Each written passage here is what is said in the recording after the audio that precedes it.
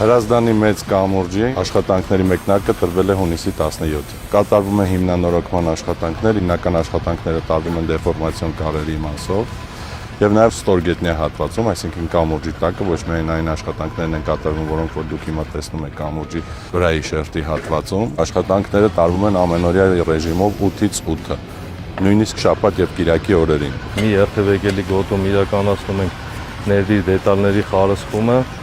իսկ մյուս երթևեկելի գոտում արդեն պատրաստ դեֆորմացիոն կարի նոր տեղադրումն ենք իրականացնում, այնուհետև իրականացնելու ենք ընդհանուր դետալների եռակցման աշխատանքները։ Հրազդան մեծ կամրջի վրա իրականացվելու է դեֆորմացիոն կարի պոլիմեր բետոնի իրականացում, որը անջատիչ հատված է դառնալու ասֆալտի եւ մետաղական